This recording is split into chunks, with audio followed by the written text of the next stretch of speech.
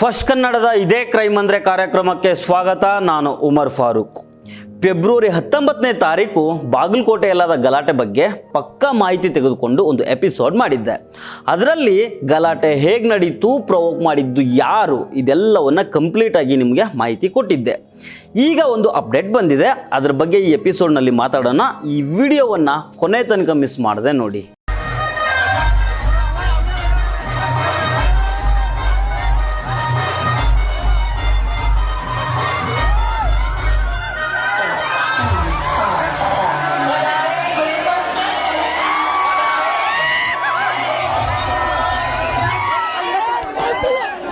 February 19ನೇ ತಾರೀಕು ಬಾಗಲಕೋಟೆಯ ಪಂಕಾ ಮಸೀದಿ ಎದುರು ದೊಡ್ಡ ಹಂಗಾಮ ನಡೀತು.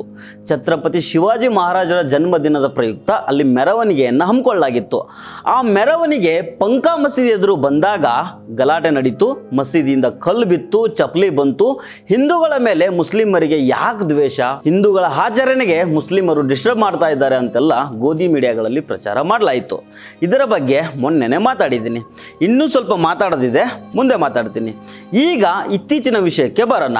ಬಾಗಲಕೋಟೆಗೆ ಪ್ರಮೋದ್ ಮುತಾಲಿಕ್ ಮತ್ತು ಪುನೀತ್ ಕೆರೆಯಲ್ಲಿ ಬರಬೇಕಾಗಿತ್ತು. ಆದರೆ ಇವರಿಬ್ರು ಬಾಗಲಕೋಟೆ ಒಳಗೆ ಕಾಲಿಡಬಾರ್ದು ಅಂತ ಜಿಲ್ಲಾಧಿಕಾರಿಗಳು ಆದೇಶ ಮಾಡಿದ್ದಾರೆ. ಹೀಗಾಗಿ ಬಿಲ್ಡಪ್ ತಗೊಳ್ಳೋದಕ್ಕೆ ಬಂದಿದ್ದ ಪ್ರಮೋದ್ ಮುತಾಲಿಕ್ನನ್ನ ನಮ್ಮ ಪೊಲೀಸರು ಆಚೆ ಹಾಕಿದ್ದಾರೆ. ಇದೇ ಸಂದರ್ಭದಲ್ಲಿ ಪ್ರಮೋದ್ ಮುತಾಲಿಕ್ ಮುಸ್ಲಿಮರ ಮನೆ ಹೊಕ್ಕು ಹೊಡಿತೀವಿ, ಮಸೀದಿ ಒಳಗೆ ನುಗ್ಗು ಹೊಡಿತೀವಿ ಅಂತ ಮಾಧ್ಯಮಗಳಿಗೆ ಬೈಟ್ ಕೊಡುವಾಗ ಮಾತಾಡಿದ್ದಾನೆ. ಆದರೆ ಇವನ ಯೋಗ್ಯತೆ ಇಡೀ ರಾಜ್ಯಕ್ಕೆ ಗೊತ್ತಾಗಿದೆ. ಹೀಗಾಗಿ ಇವನ ಮಾತಿಗೆ ಇಲ್ಲಿ ಹೆಚ್ಚಿನ ಕಿಮ್ಮತ್ತನ್ನು ಕೊಡಬೇಕಾಗಿಲ್ಲ. ಯೋಗ್ಯತೆ ಅರ್ಥ ಆಗಿದ್ರಿಂದಾನೇ ಬಾಗಲಕೋಟೆ ಜಿಲ್ಲಾಡಳಿತ ಇವನನ್ನು ಜಿಲ್ಲೆಯಿಂದ ಹೊರಗಡೆ ದಬ್ಬಿದೆ. ಇನ್ನೊಂದು ವಿಚಾರ ಏನಂದರೆ, ಕಡ್ಡಿಗಿರೋ ಅವಕಾಶಗಳನ್ನು ಮಿಸ್ ಮಾಡಿಕೊಳ್ಳದ ನಮ್ಮ ಬಿಜಾಪುರ MLA ಬಸನಗೌಡ ಪಾಟೀಲ್ ಯತ್ನಾಳ್ ಕೂಡ ಬಾಗಲಕೋಟೆಗೆ ಬಂದು ಶೋ ಆಫ್ ಮಾಡೋದಕ್ಕೆ ನೋಡಿದ್ರು. ಆದರೆ ಪೊಲೀಸರು ಅವರನ್ನು ಕೂಡ ಆಚೆಗೆ ದಬ್ಬಿದ್ದಾರೆ. ಇರಲಿ, ಇವರೆಲ್ಲ ಬಂದು ಬೆಂಕಿ ಹಾಕೋ ಕೆಲಸ ಮಾಡ್ತಾರೆ ವಿನಃ ಅದು ಬಿಟ್ಟರೆ ಇವರಿಗೆ ಬೇರೆ ಕೆಲಸ ಇಲ್ಲ ಅನ್ನೋದು ಬಾಗಲಕೋಟೆ ಜಿಲ್ಲಾಡಳಿತಕ್ಕೆ ಅರ್ಥ ಆಗಿದೆ. ಇರಲಿ, ಈಗ ಇನ್ನೊಂದು ವಿಚಾರದ ಕಡೆಗೆ ಬರೋಣ. ಮೊನ್ನೆ ಬಾಗಲಕೋಟೆಯಲ್ಲಿ ಹಿಂದೂ ಮುಸ್ಲಿಮರ ಶಾಂತಿ ಸಭೆ ನಡೀತು. ಎರಡು ಪ್ರತ್ಯೇಕವಾಗಿ ನಡೆದಿದ್ದಾವೆ. ಮುಸ್ಲಿಮರು ಕೇವಲ ಒಂದೇ ಒಂದು ಷರತ್ತನ್ನು ಹಾಕಿ ಉಳಿದಂತೆ ಜಿಲ್ಲಾಡಳಿತ ಏನೇನು ಹೇಳಿದೆಯೋ ಅದನ್ನೆಲ್ಲ ಪಾಲಿಸೋದಾಗಿ ಮುಸ್ಲಿಂ ಸಮುದಾಯ ಒಪ್ಕೊಂಡಿದೆ. ಒಂದೇ ಒಂದು ಷರತ್ತಿದೆ, ಅದೇನಂತಂದರೆ ಫೆಬ್ರವರಿ 19ನೇ ತಾರೀಕು ಗಲಾಟೆ ನಡೆದ ದಿನ ಕಲ್ಲು ತೂರಾಟ ಕೇಸ್ನಲ್ಲಿ ಒಟ್ಟು 8 ಜನ ಮುಸ್ಲಿಂ ಯುವಕರನ್ನು ಅರೆಸ್ಟ್ ಮಾಡಿದ್ದಾರೆ. ಇದರಲ್ಲಿ 7 ಯುವಕರು ಇನ್ನೋಸೆಂಟ್ಸು, ಅವರನ್ನು ಬಿಡುಗಡೆ ಮಾಡಬೇಕು, ಅವ್ರ ಮೇಲಿರೋ ಕೇಸ್ಗಳನ್ನು ತೆಗಿಬೇಕು ಅಂತ ಶಾಂತಿ ಸಭೆಯಲ್ಲಿ ಮುಸ್ಲಿಂ ಮುಖಂಡರು ಬೇಡಿಕೆ ಇಟ್ಟಿದ್ದಾರೆ. ಯಾಕಂದರೆ ಅವತ್ತು ಮಸೀದಿ ಕಡೆಯಿಂದ ತೂರಿ ಬಂದಿದ್ದು ಒಂದು ಶೂ ಮಾತ್ರ, ಅದನ್ನು ಎಸೆದಿದ್ದು ಒಬ್ಬ ವ್ಯಕ್ತಿ ಮಾತ್ರ. ಆತನಿಗೆ ಶಿಕ್ಷೆ ಆಗಲಿ, ಉಳಿದ 7 ಯುವಕರು ಯಾವ ತಪ್ಪು ಮಾಡಿಲ್ಲ. ಹೀಗಾಗಿ ಅವರನ್ನು ಪ್ರಕರಣದಿಂದ ಕೈ ಬಿಡಬೇಕು ಅನ್ನೋ ಮನವಿಯನ್ನು ಮುಸ್ಲಿಂ ಮುಖಂಡರು ಮಾಡಿದ್ದಾರೆ. ಉಳಿದಂತೆ ಬಾಗಲಕೋಟೆಯಲ್ಲಿ ಶಾಂತಿ ನೆಲೆಸಬೇಕಾದ್ರೆ, ಸಾಮರಸ್ಯ ಉಳಿಬೇಕಾದ್ರೆ ಜಿಲ್ಲಾಡಳಿತ ಹಾಕಿರೋ ನಿಯಮಗಳಿಗೆ ಮುಸ್ಲಿಂ ಸಮುದಾಯ ಒಪ್ಕೊಂಡಿದೆ, ಕಾನೂನು ಪಾಲಿಸೋದಾಗಿ ಹೇಳ್ಕೊಂಡಿದೆ. ಈ ಬಗ್ಗೆ ಬಾಗಲಕೋಟೆಯ ಮುಸ್ಲಿಂ ಮುಖಂಡ ಆಯೂಬ್ ಖಾನ್ ಬಾಗೇವಾಡಿ ಅವರು ಮಾತಾಡಿದ್ದಾರೆ, ಕೇಳಿಸ್ಕೊಂಬನ್ನಿ. ಯಾವುದೋ ನೀವು ಹೇಳಿದ ಮಾತಿಗೆ ನಾವು ಬದ್ರಾಗಿ ಯಾವುದೋ ಮಾತು ಮಾತಾಡೋಂಗಿಲ್ಲ. ಶಾಂತಿಯನ್ನು ಕಾಪಾಡ್ಕೊಂಡೋಗ್ತು, ಅವರು ಶಾಂತಿಯನ್ನು ಕಾಪಾಡ್ಕೊಂಡು ಹೋಗಬೇಕು. ಅಂದ್ರೆ ಆ ಪ್ರಕಾರ ನಾವು ಶಾಂತಿ ಕಾಪಾಡ್ಕೊಂಡು ಹೋಗ್ತೀವಿ ಅಂತ ಹೇಳಿ ಸರ್. ನೀವೇನು ಏನು ಡಿಮಾಂಡ್ ಡಿಮಾಂಡ್ ಏನು ಮಾಡಿ ಸರ್? ಡಿಮಾಂಡ್ ನಾವು ಏನು ಮಾಡಿಲ್ಲ. ನಾವು ಡಿಮಾಂಡ್ ಏನು ಮಾಡಿ ಅಂದಾಗ ನಾವು ಅದೇ ಡಿಮಾಂಡ್ ಮಾಡಿದ್ವಿ.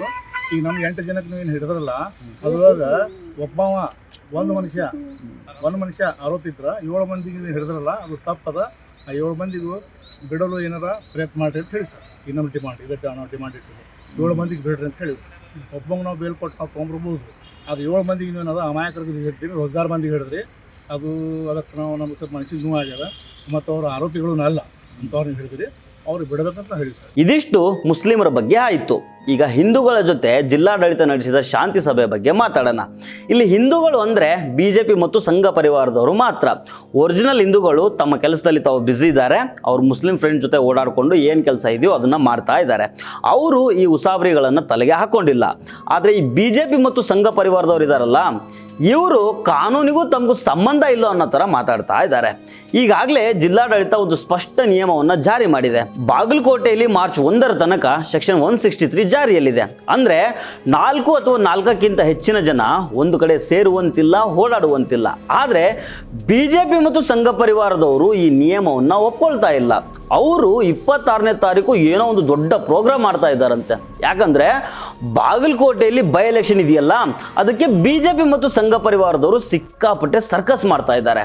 ವೀರಣ್ಣ ಚರಂತಿಮಠ ಅವರಂತೂ ತಲೆ ಎತ್ತಿ ಎತ್ತಿ ಮಾತಾಡ್ತಾ ಇದ್ದಾರೆ. ಪಾಪ ಸೋತು ಖಾಲಿ ಕೂತಿದ್ದ ಅವರಿಗೆ ಈಗ ಪುರ್ಸೊತ್ತು ಇಲ್ದಂಗೆ ಆಗಿದೆ. ಈಗ 26ನೇ ತಾರೀಕು ಒಂದಿಷ್ಟು ಅಜೆಂಡಾ ಇಟ್ಕೊಂಡು ಬಾಗಲಕೋಟೆ ಚಲೋ ಮಾಡ್ತಾ ಇದ್ದಾರಂತೆ. ಪಂಕಾ ಮಸೀದಿ ಮುಂದೆನೇ ಪ್ರತಿಭಟನಾ ಮೆರವಣಿಗೆ ಮಾಡ್ತಾರಂತೆ. ಪಂಕಾ ಮಸೀದಿ ಅಧ್ಯಕ್ಷ ಸದಸ್ಯರ ಮೇಲೆ FIR ಆಗೋ ತನಕ ಹೋರಾಟ ಮಾಡ್ತಾರಂತೆ. ಏಟಿಗೆ ಎದುರೇಟು ಕೊಡ್ತಾರಂತೆ. ಪೊಲೀಸರು ಏನಾದರೂ ಅರೆಸ್ಟ್ ಮಾಡೋದಕ್ಕೆ ಮುಂದಾದರೆ ಮುಂದಾಗೋ ಅನಾಹುತಗಳಿಗೆ ಸರ್ಕಾರನೇ ಹೊಣೆ ಅಂತ ಎಚ್ಚರಿಕೆ ಬೇರೆ ಕೊಡ್ತಾ ಇದ್ದಾರೆ. ಬಾಯಿದೆ ಅಂತ ಬಾಯಿಗೆ ಬಂದಂಗೆ ಮಾತಾಡ್ತಾರೆ. ಮಸೀದಿಗೆ ಬೀಗ ಹಾಕಿ ಬಂದ್ ಮಾಡಿಸ್ಬೇಕಂತೆ. ಏನು ಆ ಮಸೀದಿ ಜಾಗ ನಿಮ್ಮ ಅಪ್ಪಂದ? ನಾನು ಮೊನ್ನೆನೂ ಕೇಳಿದ್ದೀನಿ, ಇವತ್ತು ಕೇಳ್ತಾ ಇದ್ದೀನಿ. ಬಾಗಲಕೋಟೆ ಯಾರಪ್ಪಂದು? ಸ್ವಲ್ಪನೂ ಡಿಸೆನ್ಸಿ ಇಲ್ಲ, ನಾಗರಿಕರು ಜನಪ್ರತಿನಿಧಿಗಳು ಅನ್ನೋ ಪ್ರಜ್ಞೆ ಕೂಡ ಇಲ್ಲ.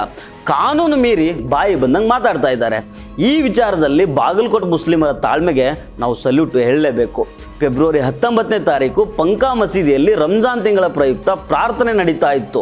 ಮಸೀದಿ ಒಳಗೆ 100 ಜನ ಪ್ರೇಯರ್ ಮಾಡ್ತಾ ಇದ್ರು. ಈ ಸಂದರ್ಭದಲ್ಲಿ ಶಿವಾಜಿ ಮೆರವಣಿಗೆ ಮಸೀದಿ ಮುಂದೆ ಬಂತು. DJ ಹಾಕಿ ಬನಾಯಿಂಗೆ ಮಂದಿರ್ ಅಂತ ಒದರಿಸ್ತಾ ಇದ್ದಾರೆ. ಮಸೀದಿ ಒಳಗೆ ಪ್ರಾರ್ಥನೆ ಮಾಡ್ತಾ ಇದ್ದವ್ರಿಗೆ ಡಿಸ್ಟರ್ಬ್ ಆಗ್ತಾ ಇದೆ. DJ ಸೌಂಡ್ ಇದ್ದಾಗ ಪ್ರೇಯರ್ ಮಾಡಲಿಕ್ಕೆ ಸಾಧ್ಯನೇ ಇಲ್ಲ. ಆದರೂ ಸುಮಾರು 1 ರಿಂದ 1.5 ತಾಸು ಅದನ್ನು ಸಹಿಸಿಕೊಂಡು ಮುಸ್ಲಿಮರು ಸುಮ್ಮನಿದ್ರು.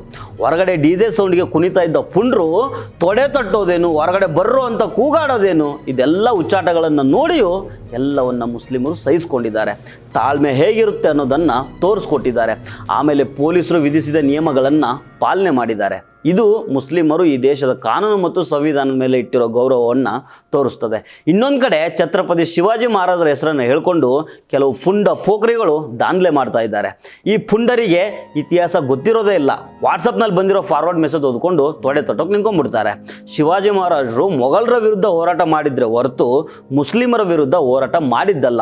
ಅವರು ಮೊಘಲರ ವಿರುದ್ಧ ಹೋರಾಟ ಮಾಡ್ತಾ ಇದ್ದಾಗ ಶಿವಾಜಿ ಮಹಾರಾಜರ ಜೊತೆಗೆ ಇದ್ದದ್ದು ಇದೇ ಮುಸ್ಲಿಮರು. ಅವರ ಸೈನ್ಯದಲ್ಲಿ ಮುಸ್ಲಿಮರೇ ಪ್ರಮುಖ ಹುದ್ದೆಯಲ್ಲಿದ್ದರು. ಅಂತಹ ಶಿವಾಜಿ ಮಹಾರಾಜರ ಹೆಸರಲ್ಲಿ ನಿರುದ್ಯೋಗಿ ಪುಂಡ್ರು ದಾಂಧಲೆ ಮಾಡ್ತಾ ಇದ್ದಾರೆ. ಆದರೆ ಈ ಪುಂಡಾಟಿಕೆಯನ್ನು ಬಾಗಲಕೋಟೆ ಪೊಲೀಸರು ಹತ್ತಿಕ್ತಾರೆ ಅಂತ ಅಂದ್ಕೊಂಡಿದ್ದೀವಿ. ಈ ಪುಂಡರಿಗೆ ಸ್ವತಃ ಬಾಗಲಕೋಟೆಯ ಹಿಂದೂಗಳೇ ಗೌರವ ಕೊಡೋದಿಲ್ಲ ಅಂತ ಅಂದ್ಕೊಂಡಿದ್ದೀವಿ. ಯಾಕಂದರೆ ಈಗ ಬೈ ಎಲೆಕ್ಷನ್ ಆಗೋದಿದೆ. ಅದಕ್ಕೋಸ್ಕರ ಧರ್ಮವನ್ನು ಬೀದಿಗೆ ತಂದು ಈ BJP ಮತ್ತು ಸಂಘ ಪರಿವಾರದವರು ಹಾರಾಡ್ತಾ ಇದ್ದಾರೆ ಅನ್ನೋದನ್ನು ಬಾಗಲಕೋಟೆ ಹಿಂದೂಗಳು ಸಹ ಅರ್ಥ ಮಾಡ್ಕೊಂಡಿದ್ದಾರೆ. ಸೊ ಫ್ರೆಂಡ್ಸ್, ಇದು ಇವತ್ತಿನ ಇದೇ ಕ್ರೈಮ್ ಅಂದರೆ ಕಾರ್ಯಕ್ರಮ. ಮತ್ತೆ ಭೇಟಿ ಆಗ್ತಿರೋಣ. ನಮಸ್ಕಾರ.